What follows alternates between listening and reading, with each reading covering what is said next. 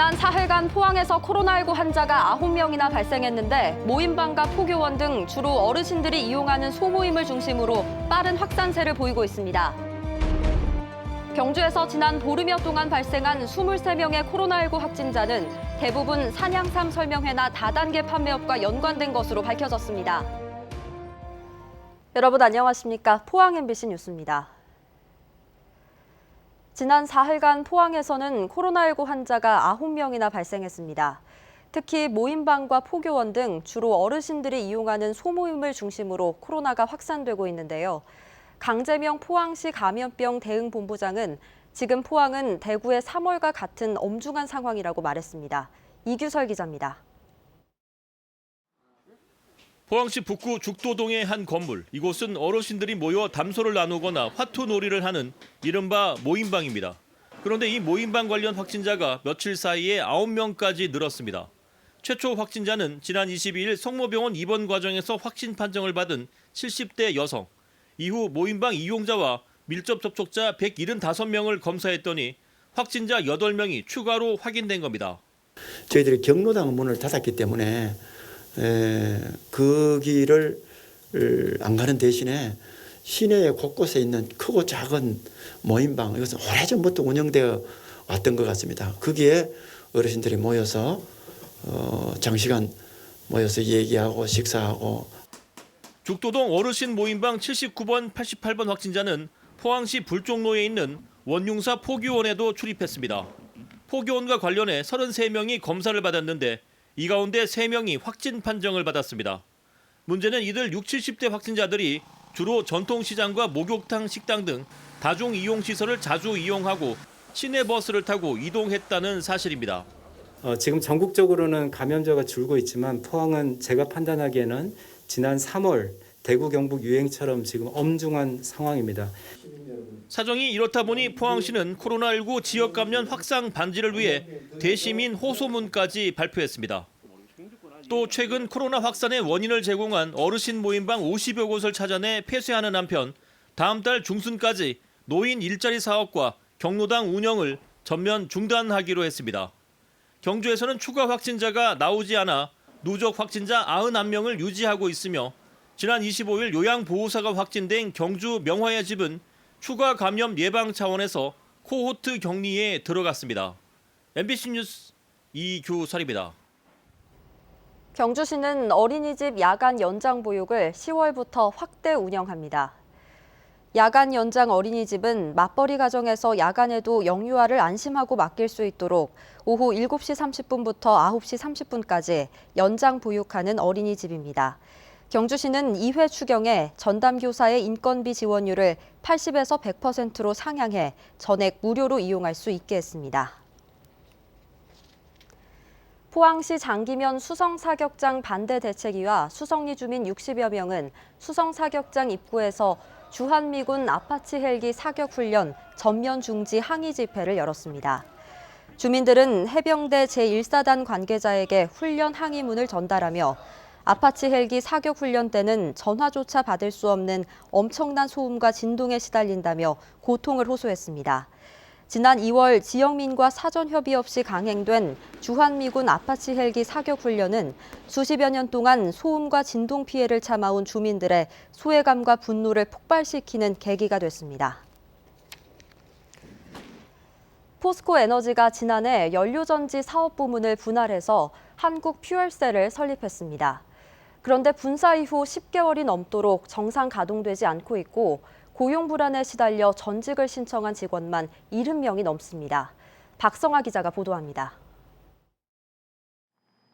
지난 2007년 포스코에너지는 국내 최초로 연료전지 사업을 시작했습니다. 400억 원에 달하는 막대한 정부 예산을 지원받았지만 대규모 적자가 누적됐고 이후 포스코에너지가 고의 부실 운영으로 사업을 매각하려 한다는 의혹까지 제기됐지만 포스코에너지 측은 사업을 중단하지 않겠다고 답했습니다. 저희들은 연료전지 사업을 계속해 나갈 겁니다. 다만 현재 적자폭이 너무 크기 때문에 적자폭을 줄이기 위한 노력을 계속하고 있고요. 그런데 1년이 지난 지난해 11월 포스코에너지는 갑자기 연료전지 부문을 분할해 한국 퓨얼셀을 설립합니다. 연료전지 사업의 전문성과 경쟁력을 강화한다는 게 이유입니다. 하지만 분사한 지 10개월이 지나도록 연료전지 생산은 여전히 중단된 상황. 오히려 분사로 인해 법적 분쟁이 휘말려 상황이 더 악화됐다고 노조는 주장합니다. 포스코 에너지의 일방적인 분사로 인해서 미국 원청 기술사와의 국제 소송에 휘말려서 라이센스 해지까지 당하는 지경에 이르렀고 이 사업은 좀 지속적으로 영위하기가 어렵습니다. 분사 이후 삼척 화력발전소로 전직한 직원만 50명, 이외에도 20여 명의 직원이 다른 계열사로 자리를 옮겼는데 직원들은 고용 불안으로 인해 어쩔 수 없는 선택이었다고 말합니다. 고용 불안에 대한 압박이 오니까 신청을 할 수밖에 없던 거죠. 잠깐 만나도 우리 이제 나 어디로 가야 되나. 노조는 분사 과정에서 법적인 절차도 제대로 지켜지지 않았다며 산업부가 포스코에너지의 분사에 대해 즉시 처벌하라고 촉구했습니다. 이에 대해 한국표열셀 측은 직원들의 전직은 본인들이 자발적으로 신청해 법적인 문제가 없다고 밝혔습니다. 직원들이 직접 신청을 해가지고 나는 가고 싶다. 사람들을 한해서만 이렇게 전직시키는 그 기회를 만들어 준 거예요. 또 미국 원천기술사와 조인트벤처를 설립하는 과정에서 분쟁이 발생해 사업이 표류하고 있어 연료전지 사업의 전망에 대해서는 확실하게 밝힐 수 없다고 말했습니다. MBC 뉴스 박성아입니다. 전국 공공운수노조 경북지부는 오늘 포항시 성희롱 성폭력 근절대책위원회에 대해 인적 구성에 문제가 있다며 반발했습니다. 노조는 성희롱 성폭력 근절대책위원회 구성원 가운데 2차 가해 논란을 불러일으킨 당시 담당 과장 A씨가 심의위원으로 포함돼 있다고 밝혔습니다. 노조는 공정한 징계 심사를 위해 A씨를 위원회에서 즉각 배제하고 위원회를 전면 재검토하라고 촉구했습니다. 포항시는 최근 송경창 부시장을 위원장으로 노무사와 변호사, 포항시 공무원 등 10명의 성희롱 성폭력 근절대책위원회를 구성했습니다. 전국 공무원 노조 포항지부가 김민정 포항시의회 자치행정위원장을 명예훼손 등의 혐의로 고발해 앞으로 큰 논란이 일 것으로 예상됩니다. 김민정 의원이 지난 16일 공무원 성폭력 문제와 관련된 포항시의회 시정 질문에 앞서 노조로부터 시민단체가 좋다고 하니 옳은 일 하시는 줄 아냐라는 등의 말을 듣고 모욕을 당했다고 밝힌 데 대해 노조는 이와 같이 말한 사실이 전혀 없다고 밝혔습니다.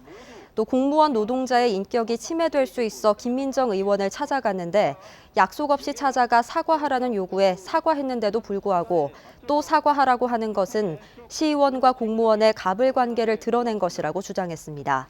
이에 대해 김민정 의원은 노조가 시정 질문 직전 원고 수정을 요구했고 노조로부터 모욕적 발언을 들은 것도 사실이라며 경찰 조사 과정에서 사실관계를 분명히 밝히겠다고 주장했습니다. 전국 송이 생산량의 70%를 차지하는 영덕에서 본격적인 산송이 수확이 시작됐습니다. 긴 장마 등으로 포자 형성이 늦어져 생산량이 줄었고 추석을 앞두고 가격이 급등하고 있습니다. 임재국 기자가 보도합니다. 전국 최대 산송이 산지인 영덕에서 송이 수확이 시작됐습니다. 산림조합 공판장에는 곳곳에서 수확한 송이 수매가 한창입니다. 예년보다 열흘 정도 늦게 송이 수확이 시작됐는데 생산량은 크게 줄었습니다.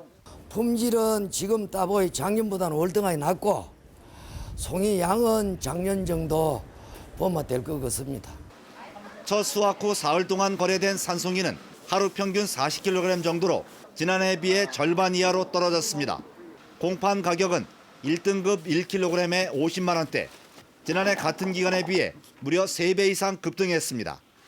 올해는 이상기후로 송이 포자 형성이 제대로 이루어지지 않아 생산량이 줄었고 송이 수확 시기도 늦었기 때문입니다.